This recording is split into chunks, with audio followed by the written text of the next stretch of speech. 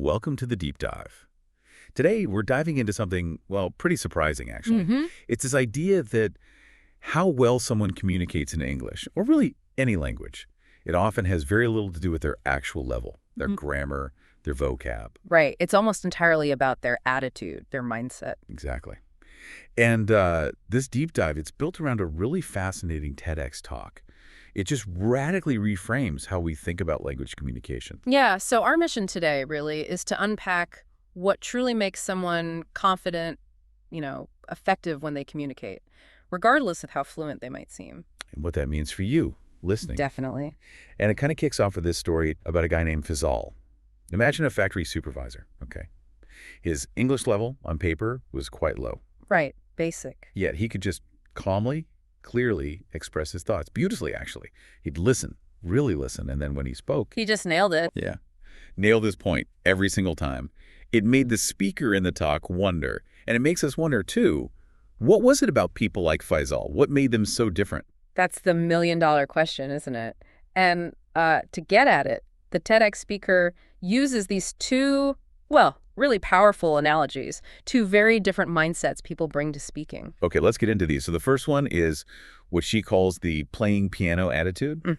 She talks about her daughter and how much she dreaded piano lessons because success for her daughter wasn't about making beautiful music. It was measured purely by how few mistakes she made. By not screwing up. Exactly. Just not screwing up. And you can see the parallel immediately, can't you? So many people approach speaking English like that. They go into a conversation with this sense of dread. Yeah, this fear, like they're constantly being judged. Right, and they're just hyper-focused on avoiding mistakes.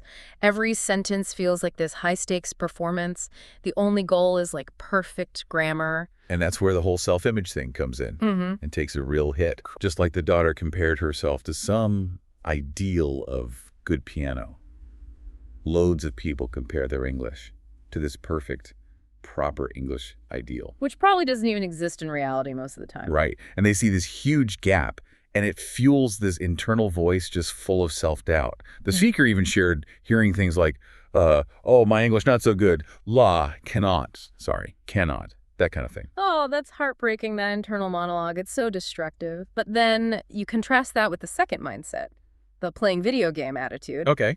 And the speaker discovered this kind of unexpectedly in a cyber cafe. She said it was actually pretty disgusting. Okay. And she's watching this guy play a shooting game. And apparently he was terrible at it, lots of shooting, but the enemies weren't really dying much. Right, not exactly a pro gamer. Not at all. But here's the kicker. Behind him, 3 of his friends are watching him play. And despite how badly he was doing... Let me guess, he didn't care. Not one bit. No embarrassment, no feeling judged, no shyness, nothing. He was just totally locked in. Focused on what? On the bad guys. On the screen. On killing them, basically. With this big smile on his face, he was completely focused on the result he wanted in the game. Ah, okay. I see where this is going. And that is the attitude people like Faisal bring to a conversation, see? They don't feel judged. Their entire focus, 100%, is on the person they're talking to. And the result they want from that conversation. Precisely. There's no crippling self-awareness, no internal critic going on about the mistakes, just pure focus on the outcome, getting the job done. It really does highlight that huge shift, doesn't it? From worrying about yourself, your performance, to just achieving the goal. Exactly. And the speaker had this brilliant story, a personal one, that shows how this works in, everyday life. Effectiveness. Like she was at a pharmacy just trying to buy omega supplements. Right, the DHA versus EPA dilemma. We've all been there. Totally. So first, she talks to this professional sales rep. High English level, clearly. Okay, should be easy then. You'd think. But the moment the rep saw she was a native speaker, she visibly panicked. You could just see the thought bubble. Oh my God, native speaker. She's going to judge me. Oh no, performance anxiety kicked in. Big time. So she starts explaining DHA and EPA, but super fast, like going all around in circles, babbling almost. Focused on getting the explanation right for the native speaker. Exactly. And the speaker was left just completely confused, no idea what to buy. The rep was so focused on her own perfect delivery, she forgot about the customer's need, which was just clarity. Wow. So ineffective despite the high English level. Totally ineffective. But then she turns to the counter girl. Lower English level, noticeably so. Yeah. No fear, zero hesitation, just a direct, yeah. And then, okay, so how? Like, what do you need? Okay, simple, practical. And this is where that video game mindset just cuts through. Yeah. The countergirl's explanation was dead simple. EPA for heart, DHA for brain. Straight to the point. Then she asks, really practically, your heart okay or not? Your brain okay or not? Love it. Yeah. Gets right to the need. And that immediately clarifies things for the speaker. Okay, La, you take omega DHA. Problem solved. Result achieved. Brilliant. Because her focus was entirely on the person she was talking to and getting that result, helping the customer. The difference is just night and day, isn't it? High-level speaker, totally ineffective because of self-focus. Lower-level speaker, super effective because she was focused on the other person and the outcome. It just proves so powerfully that real communication, effective communication, it's about that connection and the outcome, not about, linguistic perfection. Yeah, avoiding mistakes just isn't the main goal. Not at all. And this whole distinction, it gets even more important, even more critical when you look at English globally today. Get the statistic. Okay. For every one native English speaker on Earth, there are 5 non-native speakers. 5. Wow. Yeah. And think about this. If you listen to all the English conversations happening right now all over the world, 96% of them involve non-native speakers talking to other non-native speakers. 96%. 96%. Only a tiny 4% are native speakers talking to other native speakers. That changes everything, doesn't it? Mm-hmm. It really means English isn't like our language anymore for native speakers. It belongs to everyone who uses it.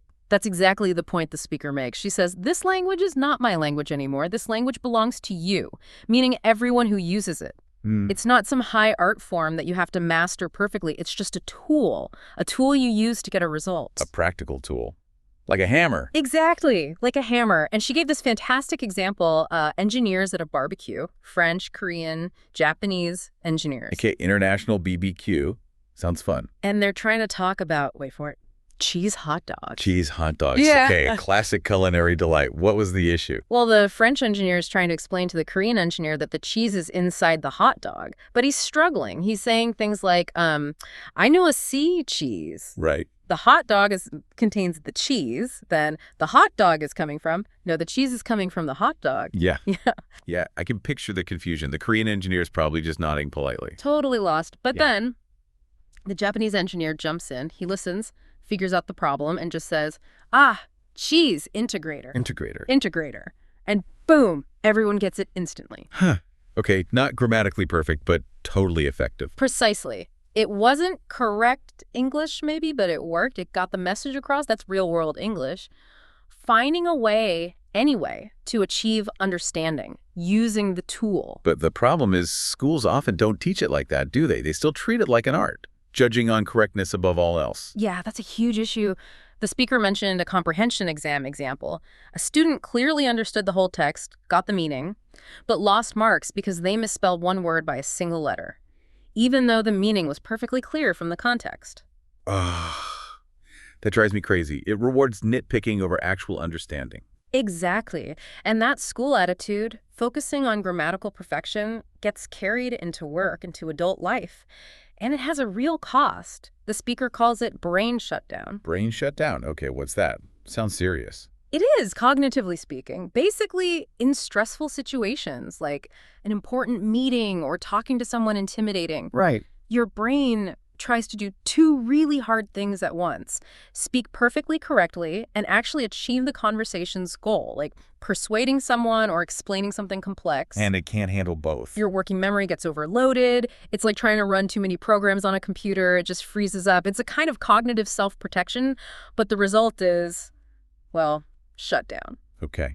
And there are symptoms, things we might recognize. Oh, yeah. 3 main ones. First, your listening just goes out the window. How so? You're so busy inside your head frantically planning your next correct sentence that you're not actually hearing what the other person is saying anymore. You miss crucial stuff. Okay, I can see that. What's number 2? Second, your speaking goes. Your mind just goes blank. That word you know is suddenly gone. Vocabulary vanishes.